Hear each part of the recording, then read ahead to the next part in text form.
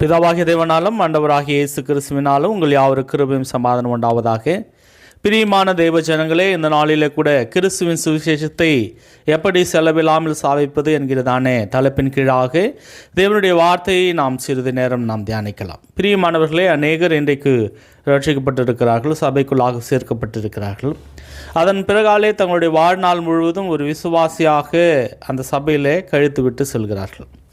ஆனால் ஒரு விசுவாசியுடைய கடமை என்ன அப்படின்னு நாம் பார்ப்போம் என்று சொன்னால், அந்த விசுவாசி என்ன பண்ணுறாருன்னா சுவிசேஷத்தின் மூலமாகத்தான் அதை கேள்விப்பட்டு தான் என்ன பண்ணுறாரு, அவர் ரட்சிக்கப்படுகிறவராக இருக்கிறார்.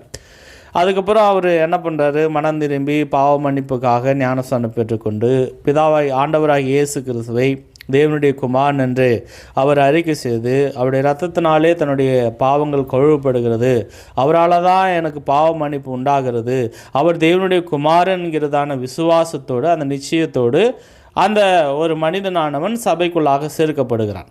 பிரியமானவர்களே, அதுக்கப்புறம் சபையில் சேர்க்கப்பட்ட பிறகு எப்படி ஒரு செடியானது நாட்டப்பட்டு அது வளர வேண்டுமோ அதே மாதிரி ஒரு சபையில் இருக்கிறதான ரட்சிக்கப்பட்டதான ஒரு விசுவாசி கூட அவர் சபையில் சேர்ந்த பிறகு அவர் சரியான ஒரு வளர்ச்சியை அவர் கொடுக்கிறவராக அவர் இருக்க வேண்டும். பிரியமானவர்களே, இன்றைய நாளில் எல்லா சபை மக்களும் என்ன பண்ணுறாங்கன்னா, ஒவ்வொரு விசுவாசியும் அவருடைய சுவிசேஷகரையும் மற்றும் அந்த சபை ஊழியரையும் அவர்கள் சார்ந்து காணப்படுவர்களாக இருக்கிறார்கள்.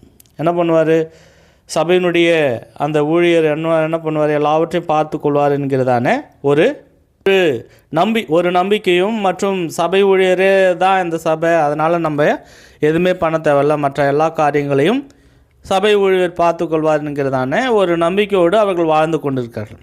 ஆனால் பிரியமானவர்களே, கிறிஸ்துவின் சுவிசேஷத்தை செலவில்லாமல் ஸ்தாபிக்க வேண்டும் என்று சொன்னால் முதலாவது அதில் மிக மிக முக்கியமான ஒரு விஷயம் என்னென்னா ரட்சிக்கப்படுதல், ரெண்டாவது அர்ப்பணிப்பு. அப்போ இன்றைக்கி அர்ப்பணிப்பு இல்லாமல் ஒரு மனிதனானவன் என்ன பண்ண முடியாது, ஒரு சுவிசேஷத்தை போய் சொல்ல முடியாது. பிரியமானவர்களே, ஆண்டவராக இயேசுவானவர் மார்க் 16:15-16 பார்க்கிறோம். பின்பு அவர் அவர்களை நோக்கி, நீங்கள் உலகமெங்கு போய் சர்வ சிருஷ்டிக்கும் சுவிசேஷத்தை பிரசங்கியுங்கள், விசுவாசம் உள்ளவனாகி ஞானஸ்நானம் பெற்றவன் ரட்சிக்கப்படுவான், விசுவாசியாதவனா ஆக்கினைக்குள்ளாக தீர்க்கப்படுவான் அப்படின்னு சொல்லி ஆண்டவராக இயேசுவானவர் சிஷ்யர்களுக்கு கட்டளை கொடுத்தார். பிரியமானவர்களே, இது மிகப்பெரிய ஒரு பிரதானமான கட்டளையாக இருக்கிறது. இப்போது புதிய ஏற்பாட்டில் வாக்குத்தத்தமானது நித்திய ஜீவனை அளிப்பேன் என்பது அவர் நமக்கு செய்த வாக்குத்தத்தம் என்று பார்க்கிறோம். கட்டளையானது என்ன பண்ணுவார், சீஷைகளுக்கு கட்டளை கொடுத்தார். நாம் ரட்சிக்கப்பட்டிருக்கிறபடினாலே, ஆண்டவராக இயேசு கிறிஸ்து ஏற்றுக்கொண்டிருக்கிறபடினாலே, ஆண்டவராக இயேசு கிறிஸ்து சொன்னதை நம்ம செய்கிறபடினாலே, அவள் வழியிலே நடந்து கொள்கிறபடினாலே நாமும் அந்த கட்டளையை நிறைவேற்றுவது அவசியமான ஒன்றாக இருக்கிறது. அப்போ சுவிசேஷத்தை அறிவித்தல் அப்படின்னா சுவிசேஷம் என்னவென்று ஒரு மனுஷனுக்கு, ஒரு கிறிஸ்துவனுக்கு தெரிந்திருக்க வேண்டும். சுவிசேஷம் என்ன அப்படின்னா என்ன அப்படின்னு பார்க்கும் பொழுது 1 கொரிந்தியர் 15:3-4 பார்க்கிறோம். நான் அடைந்ததும் உங்களுக்கு ஒப்புவித்ததும் பிரதானமாக ஒப்புவித்ததும் என்னவென்றால், கிறிஸ்துவானவர் வேத வாக்கியங்களின்படி நமது பாவங்களுக்காக மரித்து அடக்கம் பண்ணப்பட்டு வேத வாக்கியங்களின்படி 3ஆம் நாளிலே உயிர்த்தெழுந்து என்று பார்க்கிறோம். அப்போ இன்றைக்கு ஒரு மனிதன் கிறிஸ்துவின் கட்டளையை என்ன பண்ணோம், ஏற்றுக்கொண்டு அதற்காக அர்ப்பணித்து அதை செய்ய வேண்டும். ரெண்டாவது, அந்த சுவிசேஷம் என்ன என்பதை அந்த மனிதனானவன் புரிந்து கொள்ள வேண்டும். அப்போ அதை புரிந்து கொள்ளும் பொழுது தான் அந்த கிறிஸ்துவின் சுவிசேஷத்தை எப்படி செலவில்லாமல் ஸ்தாபிப்பது என்கிறதான ஒரு நோக்கில் அந்த கிறிஸ்துவன் என்ன பண்ணும், சொல்ல முடியும். வேதத்தில் நாம் பார்க்கிறோம், 1 கொரிந்தியர் 9:18 நாம் பார்க்கும் பொழுது, 1 கொரிந்தியர் 9:18 நாம் பார்க்கும்போது இங்கே, ஆதலால் எனக்கு பலன் என்ன, நான் சுவிசேஷத்தை பிரசங்கிக்கையில் அதை பற்றி எனக்கு உண்டாயிருக்கிற அதிகாரத்தை முற்றிலும் செலுத்தாமல் கிறிஸ்துவின் சுவிசேஷத்தை செலவில்லாமல் ஸ்தாபிப்பதே எனக்கு பலன் அப்படின்னு இங்கே அப்போஸ்தலனாகிய பவுல் அந்த கொரிந்து சபைக்கு சொல்கிறார். அப்போது இங்கே எதை அவர் வலியுறுத்துகிறார் அப்படின்னா, கிறிஸ்துவின் சுவிசேஷத்தை செலவில்லாமல் சாபிப்பதே எனக்கு பலன் அப்படின்னா, இங்கே அப்போஸ்தலராக இருக்கிறவர்கள் என்ன பண்ணுறாங்கன்னா, அந்த 1ஆம் நூற்றாண்டில் எல்லாருமே தங்களுடைய காணி ஆட்சிகளை விட்டு பொதுவாய் வைத்து அனுபவித்தார்கள். இந்த காணியாட்சிகளை விற்று பொதுவாய் அனுபவித்ததான அந்த விஷயம் என்னவென்று சொன்னால், அப்போஸ்தலர்கள் தங்களை பராமரித்து கொள்ளவும், விதவைகளை போஷிக்கவும், மற்ற அங்கே காணியாட்சிகளை விற்றவர்கள் அந்த கிறிஸ்துவர்கள் 1ஆம் நூற்றாண்டில் வாழ்ந்ததான கிறிஸ்துவர்கள் அங்கே அவர்கள் அந்த பிழைப்புக்காக அதை வைத்து அந்த பணத்தை வைத்து என்ன பண்ணார், பாதுகாத்து கொண்டார்கள்.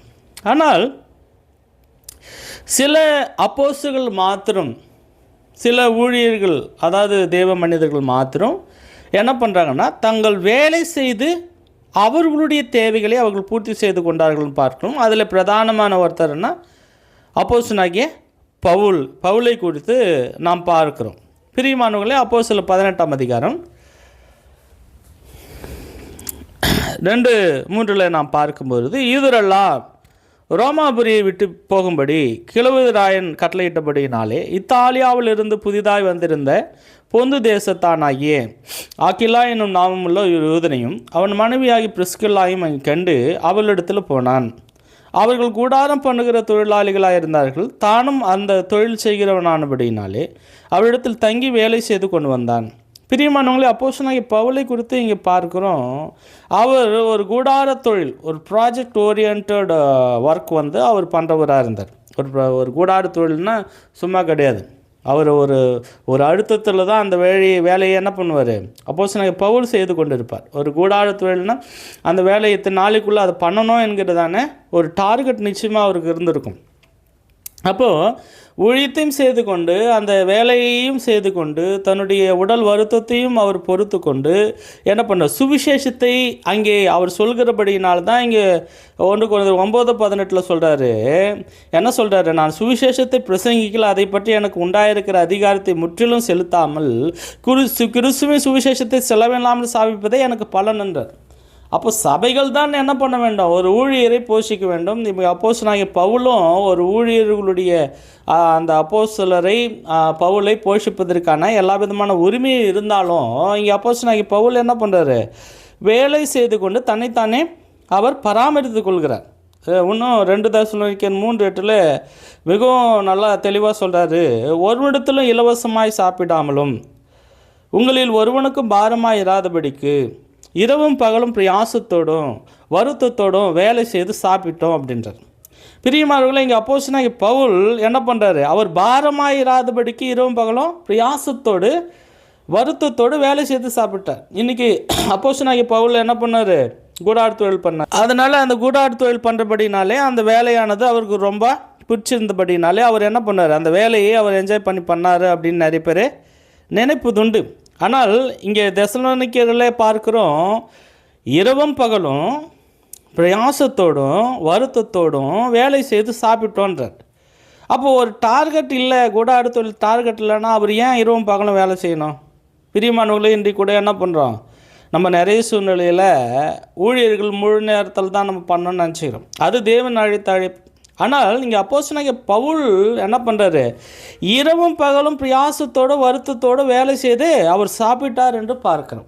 பிரியமானவர்களே, இப்படி தான் அந்த சபையை நடத்துகிறவர்கள் சுவிசேஷத்தை செலவில்லாமல் சாபிக்க வேண்டும் என்று சொன்னால், முதலாவது சபையினுடைய ஊழியரானவர் என்ன பண்ணும், அந்த மற்ற ஒரு வேலை செய்து அவர் ஊழியத்தை செய்தல் என்பது சுவிசேஷத்தை என்ன பண்ண முடியும், செலவில்லாமல் சாபிக்க முடியும். ஏன்னா சபை நிர்வாகம் என்பது சபையானது சுவிசேஷகரையும் மற்ற ஊழியர்களையும் போஷிக்க வேண்டும்.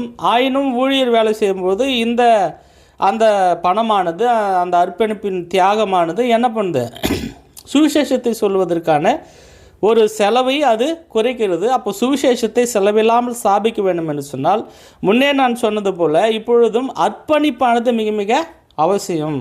அது எப்படிப்பட்டதான அர்ப்பணிப்புன்னா, ஒரு ஊழியருடைய அர்ப்பணிப்பு, ஒரு சுவிசேஷகருடைய அர்ப்பணிப்பு, இல்லை சபையில் இருக்கிறதான ஒரு விசுவாசினுடைய அர்ப்பணிப்பு தான் என்ன பண்ண முடியும்னா சுவிசேஷத்தை செலவில்லாமல் சாபிக்க முடியும். இரண்டு சபைக்கு வருகிறதான ஒரு நபர் என்ன பண்ணுறாரு, சாட்சி இல்லாத ஒரு வாழ்க்கை வாழ்கிறார் என்று சொன்னால் நிச்சயமாக அவரை பார்த்து என்ன பண்ண மாட்டார், ஆத்மாக்கள் வரமாட்டாங்க. பிரியமானவர்களே, வேதத்தில் நாம் பார்க்குறோம், மத்தேயு 5:16 நாம் பார்க்கும் பொழுது, இவ்விதமாய் மனுஷர் உங்கள் நற்கிரிகளை கண்டு பரலோகத்தில் இருக்கிற உங்கள் பிதாவை மையப்படுத்தும்படி உங்கள் வெளிச்சம் அவளுக்கு முன்பாக பிரகாசிக்க கடவுது. அப்போ இன்றைக்கு சபைக்கு வருகிறதான ஒரு புதிய நபர், ரட்சிக்கப்பட்டவர், அவர் ஒரு சாட்சியோடு, ஒரு நல்ல ஒரு குணத்தோடு, அவர் பயபக்தியோடு சபைக்கு வருவார் என்று சொன்னால், பக்தியுள்ள வாழ்க்கையானது அவருக்கு இருக்குன்னு சொன்னால், அவரை பார்த்து என்ன பண்ணணும், 4 பேர் வருவாங்க. அப்போ என்ன பண்ண தேவையில்ல, சுவிசேஷம் சொல்வதற்கான ஒரு விளம்பரம் தேவையில்ல, போய் சொல்ல தேவையில்ல, செலவினங்கள் தேவையில்ல, பேனர் அடிக்க தேவையில்ல, நோட்டீஸ் அடிக்க தேவையில்லை. அடிக்காமல் சபைக்கு வருகிறதான ஒரு விசுவாசி சாட்சி உள்ளவராக இருப்பார் என்று சொன்னால் அவரை பார்த்து 4 பேர் வருவாங்க. அவர் என்ன பண்ணார், அவைக்குரிய வாழ்க்கையில் நன்றாய் வேத வசனங்களை கற்றுக்கொண்டு இன்னும் சுவிசேஷத்தை சொல்வார் என்று சொன்னால் இன்னும் நிறைய ஆத்துமாக்கள் செலவில்லாமல் சாதிப்பதற்கான ஒரு வாய்ப்புகள் இருக்கிறது. பிரியமானவர்களே, அப்போ சபைக்கு வருகிறவர் எப்படிப்பட்டதான ஒரு குணாதிசயத்தை இருக்கணும் அப்படின்னா, அவருடைய கிரியானது அது நற்கிரியாக, அது பிதாவை மகிமைப்படுத்தும்படியாக, அந்த மகிமைப்படுத்துகிறதான அந்த கிரியானது வெளிச்சமாக பிரகாசிக்க வேண்டும். அந்த வெளிச்சமானது எப்படிப்பட்டதாக இருக்க வேண்டும் என்று பார்க்கும் பொழுது, கலாத்தியர் 5:14 பார்க்கும்போது, உன்னிடத்திலே நீ அன்பு கூறுவது போல பெருவிடத்தில் அன்பு கூறுவாயாக என்கிற இந்த ஒரே வார்த்தையிலே நியாயப்பிரமாணம் முழுவதும் நிறைவேறும். நீங்கள் ஒருவரை ஒரு கடுத்து பட்சித்தீர்களானால் அழிவீர்கள், அப்படி ஒருவரால் அழிக்கப்படாதபடிக்கு எச்சரிக்கையாக இருங்கள். பின்னும் நான் சொல்லுகிறது என்னவென்றால், ஆவிக்கேற்றபடி நடந்து கொள்ளுங்கள், அப்பொழுது மாம்ச இச்சையை நிறைவேற்றாதிருப்பீர்கள். இங்கே கலாத்தியரில் நம்ம எல்லாருக்கும் தெரியும் என்ன பார்க்கிறோம், மாம்சத்தின் கிரியைகள், ஆவியின் கனிகளை குறித்து நாம் பார்க்கிறோம். கலாத்தியர் அந்த 5:14 22 வரைக்கும் நம்ம தொடர்ச்சியாக நாம் வாசிக்கும் பொழுது கூட, மாம்சம் ஆவிக்கு விரோதமாகும், ஆவி மாம்சத்துக்கு விரோதமாக இச்சிக்கிறது, நீங்கள் செய்ய வேண்டும் என்று இருக்கிறவர்களை இவர் செய்யாதபடிக்கு ஒன்றுக்கொன்று விரோதமாக இருக்கிறது. ஆவியினால் நடத்தப்படுவீர்கள், நீங்கள் நியாயப்பிரமாணத்துக்கு கீழ்ப்பட்டவர்கள் அல்ல. மாம்சத்தின் கிரிகள் வெளிங்கரமாக இருக்கிறன, அவையாவன விபச்சாரம், வேசித்தனம், அசுத்தம், காம விகாரம், விக்கிர ஆராதனை, பில்லுசூனியம், பகைகள், விரோதங்கள், வைராகியங்கள், கோபங்கள், சண்டைகள், பிரிவினைகள், மார்க்கபேதங்கள், கொலைகள், வெறியாட்டுகள், களியாட்டுகள் முதலானவைகளே. இப்படிப்பட்டவர்கள் செய்கிறவர்கள் தேவனுடைய ராஜ்யத்தை சுதந்திரிப்பதில்லை என்று முன்னே நான் சொன்னது போல இப்பொழுது உங்களுக்கு சொல்கிறேன். பிரியமானவர்களே, அந்த கலாத்தியரில் அந்த 5:14 பார்க்க, உன்னிடத்தில் அன்பு கூறுவது போல பிறனிடத்தில் அன்பு கூறுவாயா என்கிறதான ஒரு விஷயம் நியாயப்பிரமாணம் முழுவதையும் அது தொகையாக இருக்கிறது என்று நாம் பார்க்கிறோம். அப்போ அந்த பிரமாணமானது எப்படிப்பட்டதாக இருக்க வேண்டும் என்று சொன்னால், அது ஆவியின் கனிகளை நிறைந்தவர்களாக நாம் இருக்க வேண்டும். ஆவியின் கனியோ 5:22 பார்க்கும்போது, ஆவியின் கனியோ அன்பு, சந்தோஷம், சமாதானம், நீடிய பொறுமை, தயவு, நற்குணம், விசுவாசம், சாந்தம், இச்சையடக்கம், இப்படிப்பட்டவர்களுக்கு விரோதமான பிரமாணம் ஒன்றுமில்லை என்று பார்க்கிறோம். அப்போ கிறிஸ்தவனுடையவர்கள் எப்படிப்பட்டவர்களாக இருக்க வேண்டும் என்று சொன்னால், தங்கள் மாம்சத்தையும் அதன் ஆசை இச்சைகளையும் சிலுவையில் அறிந்திருக்க வேண்டும். பிரியமானவர்களே, இந்த நாளில் கூட நாம் அதிகமான அந்த ஆவியின் கனிகளை நிறைந்தவர்களாகவும், கிறிஸ்துவர்கள் அந்த வெளிச்சத்தை காட்டக்கூடியதான ஒரு பண்பை உடையவர்களாகுவதற்கும் இவர்கள் நாட்டம் காட்டுவதில்லை. அப்போது என்ன பண்ணணும், சபையில் என்ன பண்ணணும், செலவு தான் ஆயின்னு இருக்கும். ஒரு ஊழியரே சேவனா ஊழியர் போக்குவரத்துக்கான ஒரு செலவு இருக்கும். ஊழியர் என்ன பண்ணுவார், மற்ற ஊழியர்கள் அவர் வெளியிலிருந்து கூடுவார் சுவிசேஷம் சொல்வதற்கு, அதற்கான செலவுகள் ஆகும். அப்போது இன்னும் செலவுகள் என்ன பண்ணும், அதிகமாகி போயின்னே இருக்கும். அப்போ சுவிசேஷத்தை செலவில்லாமல் ஸ்தாபிக்க வேண்டும் என்று சொன்னால், முதலாவது ஊழியர் தன்னை அர்ப்பணிக்க வேண்டும், அவர் வேலை செய்து கொண்டு ஊழியத்தை செய்ய வேண்டும். ரெண்டாவது, சபை மக்கள் தங்களுடைய அந்த நல்ல நடக்கையில், நல்ல கிரியில், ஆவின் கனிகள் நிறைந்தவர்களாக, மாம்ச இச்சை அவர்கள் வெறுத்து என்ன பண்ணோம், அந்த ஆவின் கனிகள் நிறைந்தவர்களாக, கிறிஸ்துவன் உடையவர்களாக என்ன பண்ணணும், மாம்சத்தையும் அது நிச்சயம் ஆசை இச்சைகளும் சிலுவையில் அழிந்திருக்க வேண்டும். இன்றைக்கு சுவிசேஷத்தை செலவில்லாமல் ஸ்தாபிக்க வேண்டும் என்று சொல்ல அர்ப்பணிப்பு, அப்போது அவங்க ஆசைகளையும் அது நிச்சயங்களையும் என்ன பண்ணுமா, சிலுவையில் அழிந்திருக்க வேண்டும் என்று நாம் பார்க்கிறோம். பிரியமானவர்களே, நம்ம அதுக்கப்புறம் அந்த சுவிசேஷத்தை செலவில்லாமல் ஸ்தாபிக்க வேண்டும் என்று சொன்னால், கிறிஸ்துவர்கள் என்ன பண்ண, அவரை அறிகிறதான அறிவில் வளர வேண்டும். 2 பேதுரு 3:18 நாம் பார்க்கும்பொழுது, நம்முடைய கர்த்தரும் இரட்சகருமாகிய இயேசு கிறிஸ்துவின் கிருபையும் அவரை அறிகிறதான அறிவிலும் வளருங்கள், அவருக்கு இப்பொழுது என்றைக்கு மகிமை உண்டாவதாக என்று பார்க்கிறோம். 2 பேதுரு 1:2 நாம் பார்க்கிறோம். 1:2 நாம் பார்க்கும் பொழுது கூட, பிரியமானவர்களை, இன்றைக்கு கிறிஸ்துவை அறிகிறதான அறிவு என்பது நிறைய பேருக்கு என்ன பண்ணுறதில்ல, இருக்கிறதில்ல. அந்த அறிவை வளர்த்து கொள்ள வேண்டும் என்று தான் எண்ணமானது நிறைய பேருக்கு இருக்கிறதில்ல. ஆனால் சுவிசேஷத்தை செலவில்லாமல் ஸ்தாபிக்க வேண்டும் என்று சொன்னால் அவரை அறிகிறதான அறிவில் நாம் வளரக்கூடியதான கிறிஸ்துவர்களாய் நாம் இருக்க வேண்டும். எப்படி இருக்க முடியும்னா, அந்த வேத வசனங்களை நாம் கற்றுக்கொள்ளுவர்களாகவும் 2 பேதுரு 1:2 நாம் பார்க்கும் பொழுது கூட வசனம் சொல்கிறது, தேவனையும் நம்முடைய கர்த்தராகிய இயேசு கிறிஸ்துவை அறிகிறதான அறிவில் உங்களுக்கு கிருபையும் சமாதானம் உண்டாவதாக. அவர் என்ன பண்ணுறாரு, நீங்கள் என்ன பண்ணணும் அப்படின்னு நான் பார்க்கும் பொழுது, இப்படி இருக்க 2 பேதுரு 1:5 பார்க்கும்பொழுது, இப்படி இருக்க நீங்கள் அதிக ஜாக்கிரதையுள்ளவர்களாய் உங்கள் விசுவாசத்தோட தைரியத்தோடு ஞானத்தையும், ஞானத்தோடு இச்சையடக்கத்தையும், இச்சையடக்கத்தோடு பொறுமையோடு தேவபக்தியோடு சகோதர சிநேகத்தையும், சகோதர சிநேகத்தோடு அன்பையும் கூட்டி வழங்குங்கள். இப்போ ஆவியின் கனிகளை இப்படிப்பட்டது விரோதமான பிரமாணம் ஒன்றுமில்லை என்று அங்கே நான் பார்க்கிறோம் கலாத்தியரில்.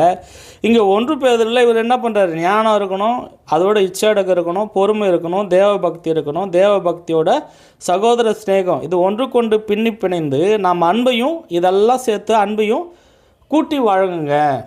அப்போது கலாத்தியர் 5:14 நாம் பார்க்குறோம், உன்னிடத்தில் அன்பு கூறுவது போல பிறரிடத்தில் அன்பு கூறுவாயான்கிறது நியாயப்பிரமாணத்தின் முழுவதுமாக அடங்கி இருக்கிறது என்று நாம் பார்த்தோம் அல்லவா. அதே மாதிரி நீங்கள் 2 பேதுரு 1:7 கூட பார்க்குறோம், சகோதர சிநேகத்தோடு அன்பையும் கூட்டி வழங்குங்கள். அப்போ எல்லாவற்றையும் ஒன்றை பிணைந்து இந்த அன்பையும் நம்ம என்ன பண்ணோம், கூட்டி வழங்கும்போது என்ன ஆகுமா அப்படின்னு நாம் பார்க்கும்பொழுது 2 பேதுரு 1:8-9 நாம் பார்க்குறோம், தேவபக்தியோடு சகோதர சிநேகத்தையும் கூட்டி வழங்கும் பொழுது இவைகள் உங்களுக்கு உண்டாயிருந்து பெருகினால் உங்களை நம்முடைய கர்த்தராகிய இயேசு கிறிஸ்துவை அறிகிறதான அறிவிலும் வீணரும் கனியற்றவங்களாக இருக்க விட்டாது. இவைகள் எல்லாவதும் எவனோ அவன் முன் செய்த பாவங்களை தான் சுத்திகரிக்கப்பட்டதை மறந்து கண் சொருகி போன குருடனாக இருக்கிறான் என்று பார்க்கிறோம். பிரியமானவர்கள், அநேகர் என்ன பண்ணுறாங்கன்னா, இப்படி அன்பை கூட்டி வழங்குகிறதான ஒரு விஷயத்தை விட்டு 2 பேதுரு 2:19 தாங்களே கேட்டுக்கு அடிமையாக இருந்தும் அவர்கள் சுயாதீனத்தை வாக்குதத்தம் பண்ணுகிறார்கள். எதனால் ஒருவன் ஜெயிக்கப்பட்டிருக்கிறானோ அதற்கு அவன் அடிமைப்பட்டிருக்கிறான். பிரியமானவர்களை என்ன பண்ணுறான், நிறைய பேரின் உலக காரியங்கள்னாலே ஜெயிக்கப்பட்டிருக்கிறார். அப்போ இன்றைக்கு கிறிஸ்துவர்களாக இருக்கலாம். அப்படி இராமல் சுவிசேஷத்தை செலவில்லாமல் நாம் ஸ்தாபிக்க வேண்டும் என்று சொன்னால் அர்ப்பணிப்பு மிக மிக அவசியமான ஒன்றாக இருக்கிறது. அவர்கள் பவுலை போல நிச்சயமாக தங்களை பராமரித்து கொள்வதற்காக அவர்கள் உலக வேலைகளை செய்தலானது அவசியமான இருக்கிறது. அந்த உலக வேலையும் அவர் வருத்தத்தோடும் அவர் வேதனையோடும் அவர் என்ன பண்ணுறாரு, பிரயாசத்தோடு தான் அதை செய்து தன்னைத்தானே பராமரித்து கொள்கிறார்.